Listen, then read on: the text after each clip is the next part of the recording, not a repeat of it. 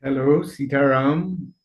Good morning and welcome again to another program in the series, Addiction and Recovery. I'm your host, Ram Naresh Dwarika, welcoming you and to let you know that this program is being recorded and will be repeated again on the same radio and television station at 10 p.m. tonight. It is also going to be posted on Facebook and YouTube at the end of the program so that if you do not have the time to listen to the program in its entirety at this point, you can always come back and review it at your own convenience. And more so, it is important that you can use these links at YouTube and Facebook to send to someone who you believe may benefit from this program. I know that a lot of people are using this as a resource. All the programs that have been done on radio and TV Jagriti has been posted on Facebook and YouTube, and you can access these.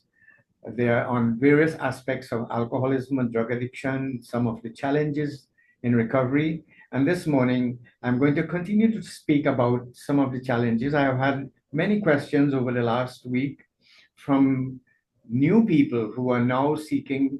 A lot of people made a resolution over the Christmas, the New Year's holidays. They would have resolved that from January this year they are going to stop drinking, stop using drugs. And quite a number of them are still at it, and I want to compliment them. If you have been able to maintain your sobriety up to this point, you are doing well. In fact, the first few days, let me say this, for alcoholism, there's a withdrawal period, a physical withdrawal period that generally lasts just for about 4 days. If you drank today, it will take about 4 days for the alcohol to really completely leave the body so that you go through the withdrawal symptoms. That's the physical withdrawal. For marijuana, the withdrawal symptoms are not very, very significant. It is not as difficult as people who have become dependent on alcohol, who have been using alcohol for many years. And cocaine, little or no withdrawal symptoms either. However, there are psychological withdrawal symptoms that can last a lifetime. And let me explain that. Because human beings, we all are bio, psycho, social, spiritual beings. I'll say that again. Bio, psycho, social, spiritual beings. Bio, in that we have bones and muscles and organs. We are biological beings. Psycho, meaning we are psychological beings, in that we have thoughts, we have a mind, we have feelings, we have emotions, and we suffer with anxiety, depression, and all of those things. And so too, we are social beings, in that human beings, we live in communities. Ever since since the days of the caves, I suppose, we lived in communities. And one of the worst kind of punishment is to take us and isolate us. This is why imprisonment is considered a very severe form of punishment, to be deprived of that ability to mix and associate. And although we have other people in prison, we are not alone, but if you really commit a crime in prison, then one of the severe punishments is to put you in isolation. So that we are social beings. We belong to our first group is our primary group, our family. Then we also join, we go to school and become alma maters with our classmates and so on. We meet friends there. That's another group we belong to. Then we belong to organizations. We belong to workplace. On the workplace, might be a member of a group there. And so some of us join social groups, the Lions and Kiwanis and Rotary and so on, so that we have relationships. We are a configuration of relationships. And then for the most part, we all believe in a higher power of some sort, whether you're Christian, you're Hindu, you're Muslim, and there's so many other religions, or even atheists. They see themselves as a group that even don't believe that there's a God, but they believe there's some force, there's some divine order, some other, because there's a whole lot of things we can't explain. Now, why I'm saying all of this is that alcohol, unlike other diseases, alcohol and marijuana and drugs, mood altering substances, psychotropic drugs as they're called, they don't only affect the biological person, they don't only affect the psychological person, they don't affect only the social person or the spiritual person. They Addiction is a disease that affects all area. Unlike other bacteria and viruses that will only affect the person and to some extent impact the close relatives and so on if the person is severely ill. But alcoholism affects everyone and every aspect of the human being, the biological person, the psychological, the social, and the spiritual, and it can impact all the people around you. It is not only affecting every area of the person, but it is often related to as a family illness. It affects every member of the family, and I would say even the community, because if you look at, in my lifetime, where I grew up in a small little village, a lot of the houses did not even have a door or a window. They would have sometime a little bar curtain made of jute bag, just for privacy. And people will leave their house and go in the garden and work all day. And they will tell some old person who is unable to move about or go to the garden anymore and who is now home would say he would keep an eye or she would keep an eye on the neighborhood, and if they see anybody strange walking through, well, of course, they'll keep an eye on them. And today, when you look around, we are almost all living in prisons. I myself, I am surrounded by burglar proofing. And even with a state of emergency in the country, with all these restrictions, it has not really stopped the crime. And anyone who has done research know that there's a very close link between drug use and crime. In fact, more than 50% of the people in prison today are in there because of some drug-related offense. A lot of the gang violence are happening because of people defending turf, because they have they have a drug den there, and so they have to defend it. And the whole society, just like in a family, when one person starts using drug and become addicted, the whole family seem to lose focus from everything else that they are doing. And this person literally takes center stage in the family. Everybody is trying to fix his problem, avoid him, or covering up for him or her, especially if it's a woman. Now it's more stigmatized. You understand? So that alcoholism and drug addiction is not only cunning and baffling and powerful for the individual using it, but it also affects the family, the workplace, because when the person in charge, if the person in charge is an alcoholic, you know what happens? The whole team now they do whatever they want. There's no supervision. So that it is estimated almost 10% of any population in any country is affected directly or indirectly by alcohol and drug addiction worldwide. And it is for these reasons that a lot of companies and governments and organizations have now sourced the services of experts in employee assistance programs. They have instituted their own employee assistance programs because of the amount of loss to the company and by extension to the country because of the incidence of alcoholism and drug addiction. And I say at this point that, one may argue that we make a lot of money. We get a lot of taxes from the sale of alcohol. Government earns a lot of revenue from the rum companies and all of that. But I would ask our brothers and sisters out there to step back a little bit and look carefully. Look at it this in detail, and you will see that the money we get as by way of taxes from the production and sale of alcohol, when you look at the social costs involved because of alcoholism and drug addiction, and remember, we're not getting any money from the marijuana or the cocaine or any of those. All we're doing is paying the bills for the prisons and the courthouse and all of those social problems that are generated because of alcohol and drug use. So that the fact is, alcohol and addiction does not only affect the person themselves, it affects the entire community. And I'm making the case that it is all of everybody's business as a result to become aware of this problem and to work towards resolving it.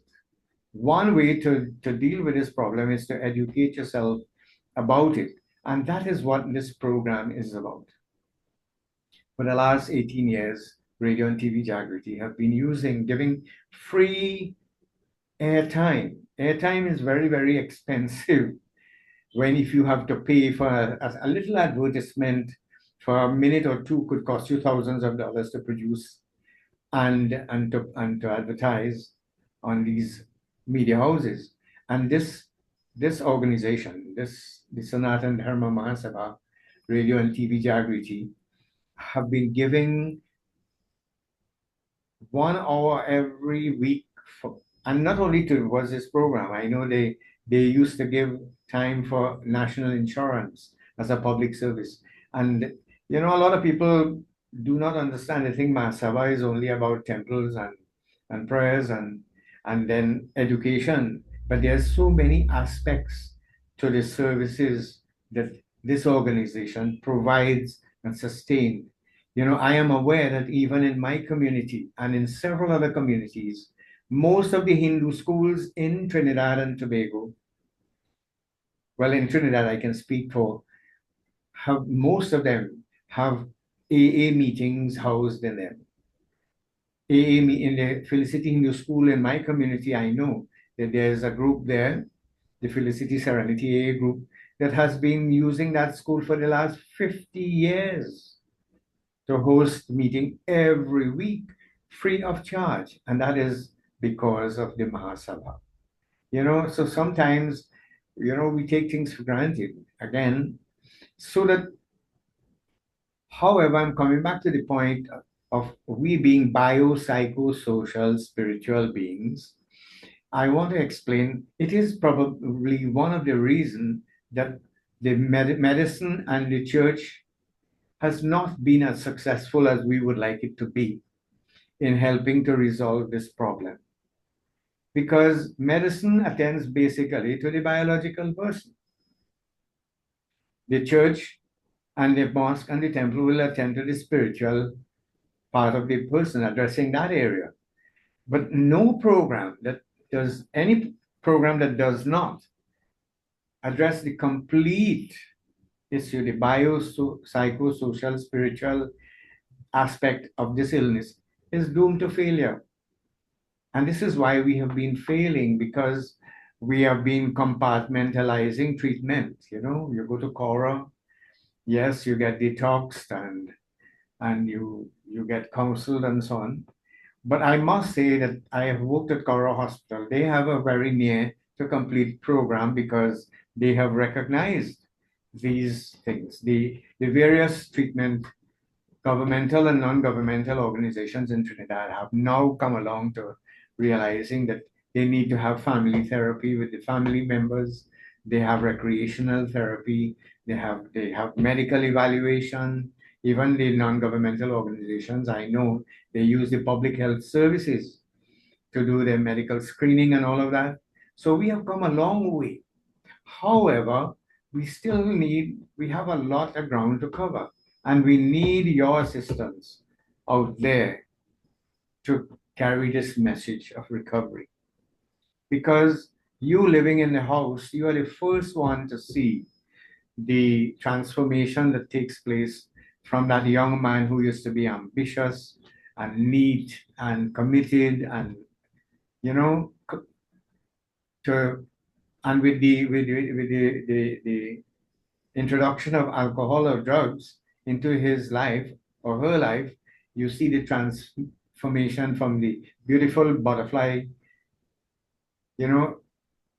Well, in other words, that example can be used for the alcoholic who appears to be very ugly, but once he stops using, once we could get him into or her into recovery, they change from the ugly caterpillar into a beautiful butterfly.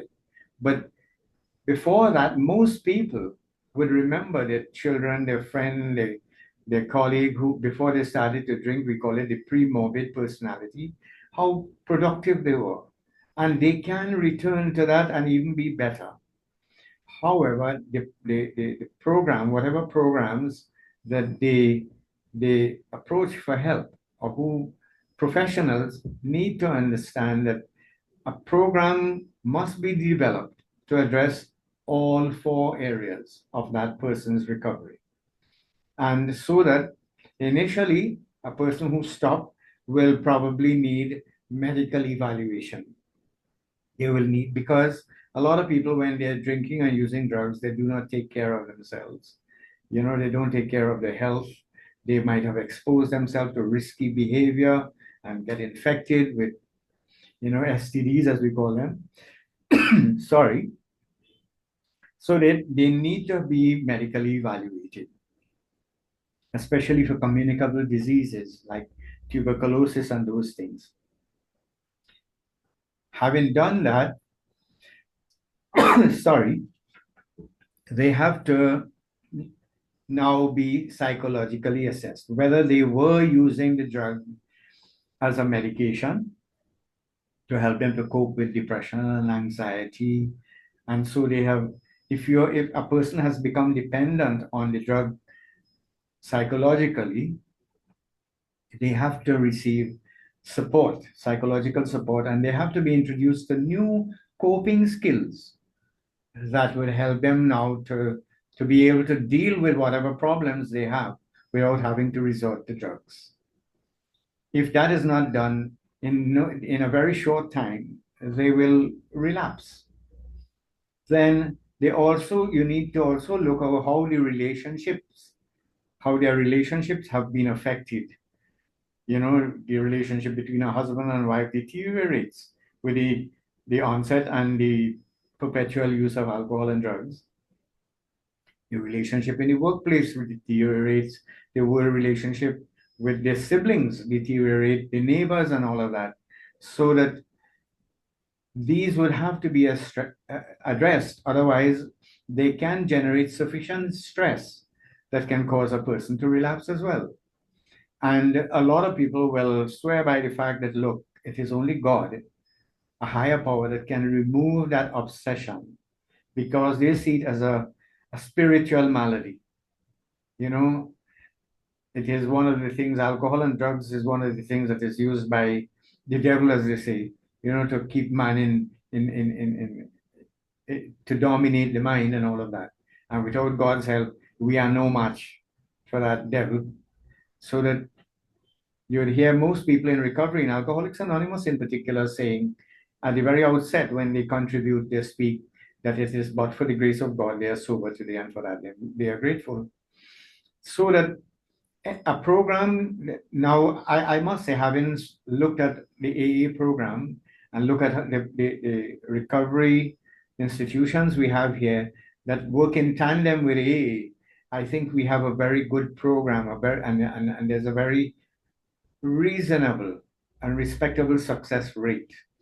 And if anyone is interested, anyone listening out there would like to get more information as to how you can get someone into treatment, what are the treatment intervention methods available in Trinidad and Tobago, I would be very happy. You can call me at the number on your screen, 671-3040, after the program, and I will be able to give you the information. We are very fortunate today, even in Trinidad and Tobago, that we have meetings online using the Zoom platform. It is the same platform I'm using to do this program at this point. And there are meetings every night. In Trinidad, there are several. I know there are meetings hosted by the Northern Intergroup. There's also one hosted by the Circle of Reflection online AA group.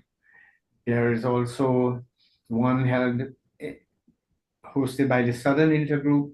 There are many, and then there are meetings being held as we speak in far remote places like South Africa and New Zealand and England and North America, Canada, and so on.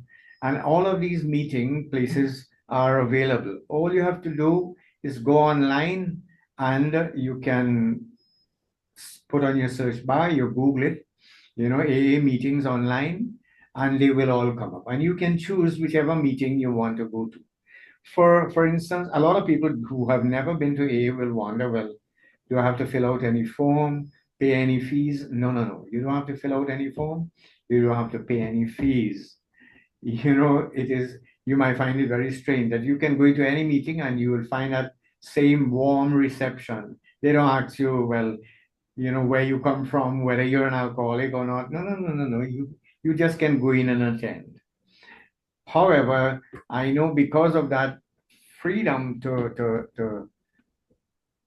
attend these meetings, to access these meetings, sometimes you do have people, who are mischievous enough to troll the meeting and to distract sometimes.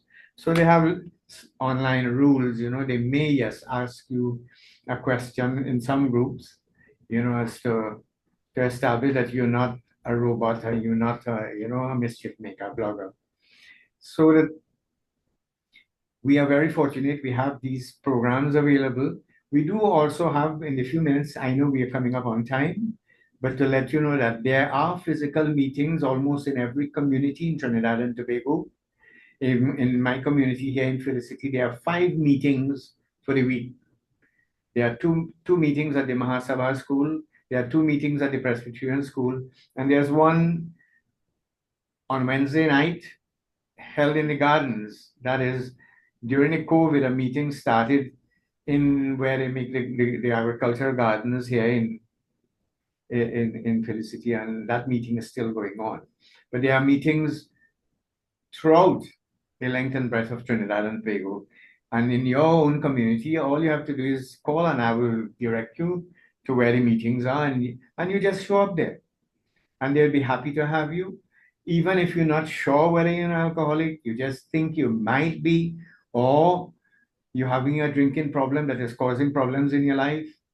Well, just like any other illness, if you take it while it's early, you can nip it in the bud, as we say. You don't have to suffer.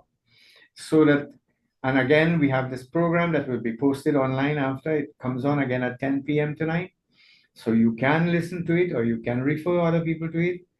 And I want to let you know that the program is on every Thursday at 9 a.m. and it will be posted. It is usually posted on YouTube. You can go back, you can type in my name, Ramnaresh Dwarika, Addiction and Recovery, and you can access all the programs are there. You can click at your own convenience, you can listen to it. So I want to thank Radio and TV Jagriti for continuing to host this program. And again, congratulations on their 18th anniversary. I want to thank the staff for facilitating this and researching very, very useful and valuable videos that accompany and lead up to the program. And until next week, Thursday, I want to say bye and keep sober, those of you who made your resolution. And if you're having any difficulty, I could be reached at 671-3040. Thank you and bye for now.